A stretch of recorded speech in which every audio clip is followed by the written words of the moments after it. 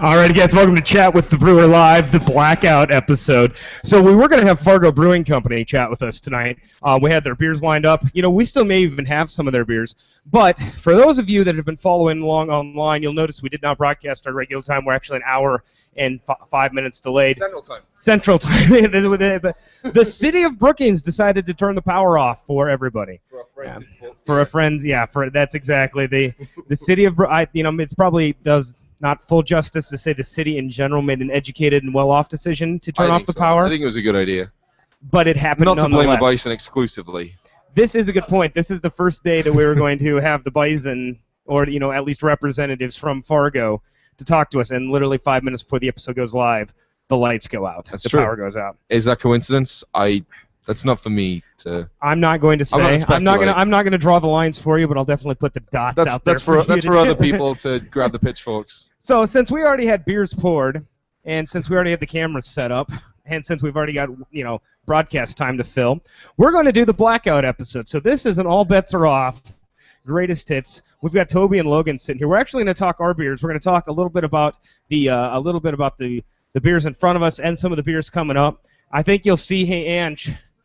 Can they see the awesome camera angle with the candles? This is the romance right here. It looks good. There you go. One just went out though, except for that one. That one's your fault. This is the camera angle. This is fault. This is a shot right there. This is solid YouTube gold right there. All right, let's go back to the other. We are getting syndicated hard.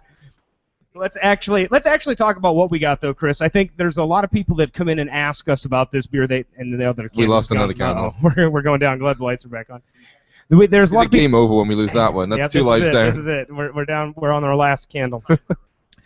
A lot of people ask us about the what we got. It's kind of a favorite beer. I know this one may stand as the bane of my existence, the one that I hate brewing the most. I love drinking the most, but hate brewing the most.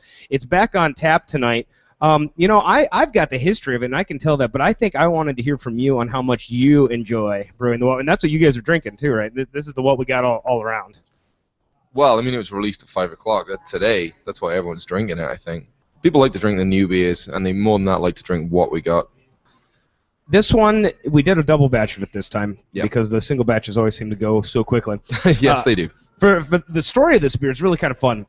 Brant and I were deciding what we wanted to do for a big IPA, one of those bold American craft brew flavors. So we were experimenting with a whole bunch of grains and a whole bunch of hops and just a variety of things that we had around in the homebrew setup.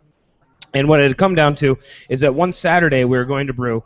We were waiting for the malt to show up. We had the next order of malt from our supplier that we we're going to build the next version of whatever the beer was going to be. And we had the mash tank hot, we had the hot liquor tank hot, everything was ready to go, and the UPS driver never showed up. So it's Saturday, and we didn't want to waste the time that we had, so we said, all right, what do we got in the bins? And that's literally where this recipe came from. Thankfully, we wrote it down, but we went through the bins and said, well, I got some of this and some of this and some of that, and yeah, we've got plenty of hops. So it became a Dagwood-style beer where we took everything that we had and threw it in a kettle, and unfortunately we wrote it down.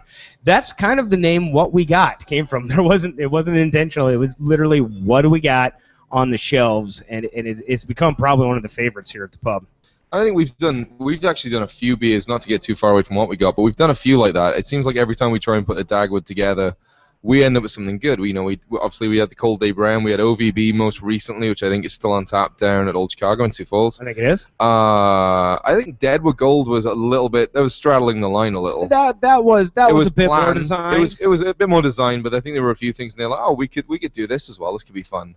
It's more experimental, I think, than some of our other flagships. I think the fun thing about those things is that it shows that if you have good ingredients, like we keep good ingredients on hand, and if you're at least clever about how you do for your ratios and things, you can make some really good beers out there. And this isn't the only example of beer that other breweries have made that have kind of come from a moment of inspiration and just say, okay, let's do it like that. So here's what I hate about this beer. Now you know what, this is the After Dark or the Lights Out episode, so we're gonna get real. Testify. Yeah, that's right. That's right. This beer is one of the most difficult to predict the fermentation cycles for. Yes, it is. This beer does a lot of odd things, and I think that's because of the higher starting gravity on it. Hmm. But also it does a lot of odd things, and it does it slower than most of the beers. To get the finish on this, we really have to let it soak up a lot of tank time, a lot of fermenter time, and also in order to get the hop aroma, we have to let it soak up a lot of tank time and hop aroma. So that's what kind of makes this one just a pain in the butt a lot of the times. And when you go so high in the gravity, you leave room for variance depending on your hops and those things. So it is kind of a pain in the butt. It is kind of the bane, but I would say this beer, much like our other styles, will push us in different directions. I think this beer has probably helped us understand hop utilization and yeast management. I mean, as much as anything. Would you agree? Yeah. I think so. And the other thing I think I would mention there is you touched upon how many resources it takes up in the fermenters and everything, but it also is kind of difficult to brew just on the brew day. I mean, we're really stretching the limit of what a 3-barrel system can do with this beer, just in terms of the amount of grist that we use. We use a lot of grain for this beer, which when the mash tun is still only as big as it is, the water to grist ratio is kind of, it makes it difficult. It's kind of more like trying to stir concrete than it is trying to stir soup, I guess. From my end, I noticed that a lot. You actually broke the mash paddle on this one. That's right. This was when you actually twice, I believe, cracked the mash paddle on. So I'm glad we make it. It's one of my favorite to drink. I think it's pushed us at least a little along the railroad track here of figuring out what it takes to make big beers like this. Mm-hmm. And I know it's a crowd favorite. I know people always turn out for that one. So I like that beer. It just came out. Do you have any questions? That's why we brought you guys. You guys are here to drink beer with us, but we also wanted to know what you had thought of it. I was going to ask you, you talk about it being a crowd favorite. What role does sort of crowd favorite play in deciding your sort of cycle of what you're putting in, what you're brewing when? Is there a big part of that that's based on how fast something goes? That is a really good. So a lot of our beers start out and we've put them on the chalkboard as kind of whimsical. Like whimsical is as I define it, is we have a direction, but we may not. We have a destination, but we may not have a path. So let's brew something, but let's use some of our knowledge. Let's use some of the access we have to good ingredients, and let's just kind of get fun with the different things. And those are fun for us as brewers, to do. You get outside of the box. But then it's also fun as a business owner just to see the experimentation. Some people just flock to those beers, and sometimes those beers don't sell as well. I mean, some of them don't. And there's no way for us to predict that. Chris and I have had a number of beers that we like. The one that I always go back to is the Public House Ale. Right. Well, I mean, it's an English style bitter, and it's pretty low ABV. I think as a low ABV standard English bitter, it was really good. But didn't go as well. And we've done other beers that we've kind of like, we should probably, as a good example, it's like, I guess we should do a cream ale, that could be fun. Let's try and do a cream ale. And it's turned out to be one of our best-selling beers, Wild Hay. Right. And, even the one like Cherry Tart that just came out. There you go, yeah. That was yet another kind of weird departure. Let's do something Let's see if this different. Works. And Chris and I were like, this is a good learning curve, or it is a good learning point, and we took a lot of notes on it, and kind of enjoyed the science and experimentation of it. And they took it down to the Sioux Falls Expo or whatever, and it went out of the door. So, to answer your question, Toby, we take a tremendous amount of feedback from people. There's maybe only a few styles that are kind of off limit because with some limitations. Like we have a lot of people ask for a sour, and it's like we're not really ready to do sour.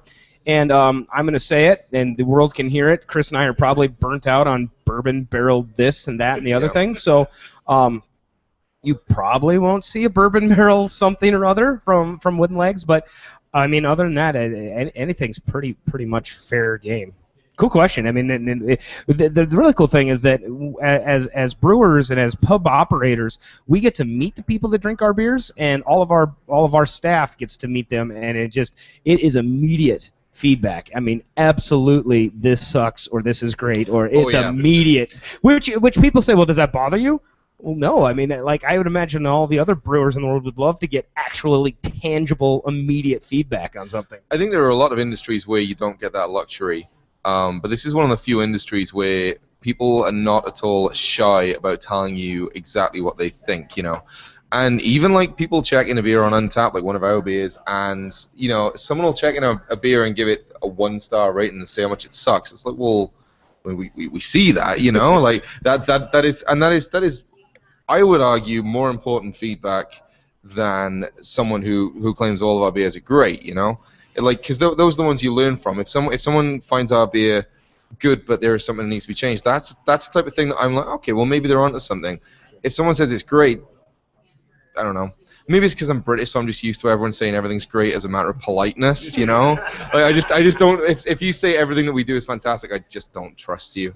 I know too much, It's been fun. The cream ale, I think, has been one of the beers that we made that has, what we got pushes us in one direction. But the cream ale, because of its transparency, not only in color and flavor, it has pushed us harder probably in analyzing our own procedures and what we do than any of the other styles. I definitely agree with that. Yeah. It's not to it's not to say we're careless in any of beers, and I would never say that. But it's obvious that you could hide a lot of flavors underneath the Barnyard Cadet here and under the smoke. Not that we do, but right. maybe what I would say is like big beers like Barnyard Cadet are more forgiving. They have wider training wheels on them. But the cream ale, I mean, it's right. I mean, Chris and I, when we brew that, like, we'll watch the bucket until it ferments, and almost like on a stopwatch. We're like, is it going? Is it going? What's it doing? Do we need to give it more yeast? What do we need to do? I think the analogy that I always think of with that is for dry hopping and smoke beers and things like that. It's kind of like using, to borrow a musical term, it's kind of like using a distortion pedal on a guitar. I mean, if you stand on stage, in Carnegie Hall, and you have just an acoustic guitar, and that's just it. That's the only thing that's going on. Or like you just, you play a piano or something like that. Like, people are going to hear every single wrong note. People are going to hear everything that's wrong with that a lot easier than if you just slam it through a distortion pedal and, then everything sounds like AC/DC, which is also great in its own way. But in the culinary world, I liken it to bacon. You can kind of, right. Dry hopping is kind of bacon. It's kind of like using bacon. It's what can make this better? Well, let's just put some bacon on it. Well, now everything you eat tastes like bacon, which is nothing wrong with bacon. And even if the thing the bacon is on isn't that good, well, you're still eating bacon, so whatever. Bacon, so it's not that bad. So that's funny. Well, we actually have a couple more here, and I'm glad we have these on tap. What we got is fun to talk about. We'll talk about the Barnyard. The Farmhouse is kind of another one that has a history of its own. This one is a bit weird because it really is our interpretation of a completely different style. Of course, the farmhouse ales that you get in the French-speaking areas of Belgium are going to have some of the funk and some of those things. And we continue to use a yeast that's pretty true to that. But we thought when we started making this, let's make a beer that we can drink in the Midwest and feel like the components of that would have matured or came from the Midwest, much like the local farmhouses did. So it's kind of a hybrid idea. Let's use a Belgian, let's use a Saison yeast, but let's put in this one, and I have no shame in telling people this has corn in it. And people say, really, you put an adjunct in it? It's like, it actually was by design, just because as we talked about it has corn, it has wheat, it has barley. We said if something came out of, southwest Minnesota or eastern Nebraska or eastern South Dakota, you can't get away with not putting corn, wheat, or soybean in it. We couldn't quite figure out how to put the soybean in it. So the farmhouse is, it's hard to live under that category because it takes such a descriptor. It's like most beer categories. You kind of start with that. It's like, what kind of thing is this? And then you go into a completely different direction. I think adjuncts do get kind of, not always, but they do kind of get looked down on a little in the brewing world as sort of an inferior ingredient. But adjuncts do serve a purpose. I think that there's a big difference between using an adjunct solely to boost the ABV and to get more alcohol without adding any real color or flavor to a beer, and using something like corn in farmhouse or even in wild here to get other characteristics of it. And for example, I was drinking a grain belt on the weekend, as I often do on the weekend, and there is a pronounced corn flavor in that is actually very pleasant, and I think that's something that comes through in the wild here as well. I think that if you know how you're using an ingredient, be it corn, be it rice, whatever, I think you can get really interesting stuff. Right, and there's a time and place for everything. Absolutely, yeah. And I think it takes an editing hand. If you're building a big barley wine, you don't necessarily want to throw corn and other things. But at the same time, just because you're making a big beer, whether it be a barley wine or imperial stout, doesn't also mean that you throw the kitchen sink at it. Like Sure. There's a time and place for every ingredient. And one thing when I went to Siebel, that was one of the things they had kind of instilled upon us is that when you go to craft these things, be intelligent about how you craft them. Be careful about how you craft them because, there's only so many times you can make a pot of chili and just throw everything at it. I mean, that chili has a distinct chili flavor. But if you're going to, go enjoy culinary experiences, if you look at the places out there, they use fresh ingredients. They use a very wise, edited hand on how they spice them, and they use really good processes. And, that's kind of what it is. And beer is a culinary experience. Make sure you edit down. Make sure you do it right. Make sure you know what you're doing. So I hope, and we've got this compliment before where people say, your guys' beers are really clean and kind of, really good and true to style. We have received some criticism. They said, we don't have extremes and wilds and sours and over the tops. And to be frank, I really think I enjoy the beers that we make just because they have just almost like a simplicity, a purity of simplicity to them. I'd agree. I am on a personal level. I'm definitely more of a drinker than a taster, and I think that is definitely our strength here at Wooden Legs. That is in no way to disparage. I love a 10% limited release Dogfish Head as much as the next guy.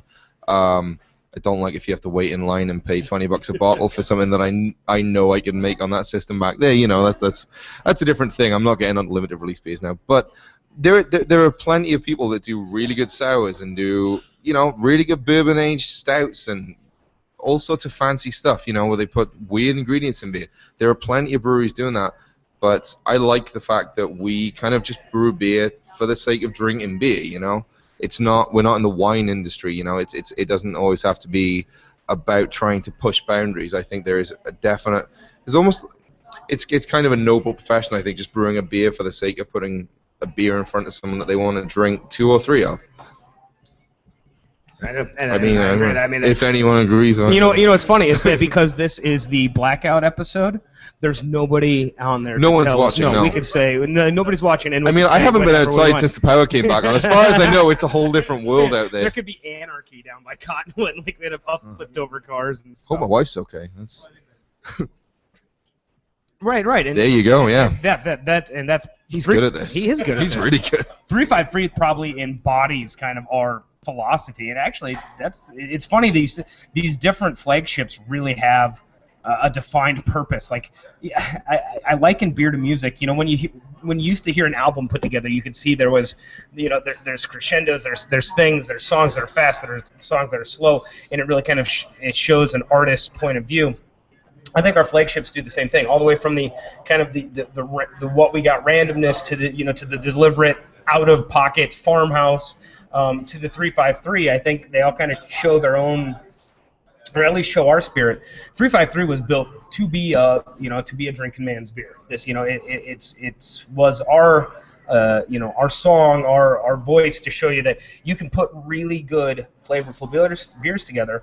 And they don't have to be 6, 7, 8%. You can sit down and enjoy those over conversation. I tell the story often about how this beer was made by Steve and I when we sat down in a pub on St. Paddy's Day in Dublin, and that story is too good to make up. Like I wish that was a fallacy. I've got pictures of it. But they said when we talked to the locals there, they said a stout has to be, first of all, it has to be black as the night. You can't see through it. Secondly, it has to be able to warm up and still be enjoyable, because often they sit and drink and have good times, and may not get to the beer right away. It's just part of the conversation.